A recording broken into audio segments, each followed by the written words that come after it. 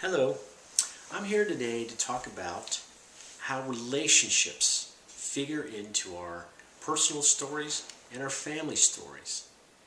I think it's really interesting when we start off when we think back to our childhood. The earliest relationships we have are with our family, and those are the ones that become the strongest, most central relationships in our lives.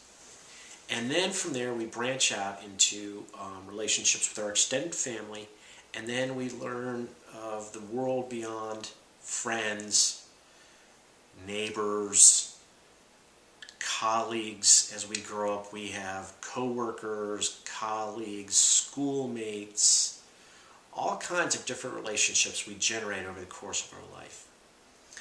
And what's interesting to me is what we learn about relationships from our parents, and how our parents relate to each other and to people around them affects us. What did our parents do that we saw was something we wanted to imitate? Because whether we want to admit it or not, we do actually wind up imitating our parents in many, many ways. And they imitated their parents. And so here we are imitating somebody that we may know a little bit about, and that's really the point of this whole discussion, is for us to understand who it is we're relating to, relationships, from a series of patterned, kind of passed on interactions that happen over the course of time. I just think that the concept of learning how to relate to the people in your family and then moving that out into the broader world is really interesting. And I think that the idea that relationships, when we talk about how to look at our families and our family stories and our storybooks, we look at the photos. We like looking at photos that we have taken. And photos are a great thing to use to generate good conversations about family stories and family histories, because they're usually taken at really great times. And we get to choose what photos we want, and we get to choose which ones we prefer. And of course we prefer the happy moment photos.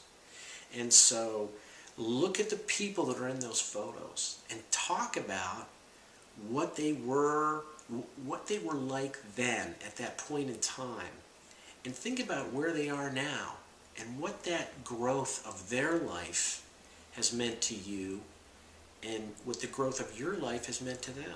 And that's what relationships is. It's sharing the growth of our life. It's sharing our life experiences with each other over time. And friends do that. Family members do that. Co-workers, colleagues, and it just makes for the richness of our life experience comes from our relationships. And so I invite you to look at the photos that you've chosen and really consider the depth of relationships that are there. And if there are stories that you remember from your parents or your grandparents and relationships that they told you about, or lessons that they passed on about relationships or relationship building, definitely pass those on to your kids or your grandkids. I mean, these are really great lessons that families share.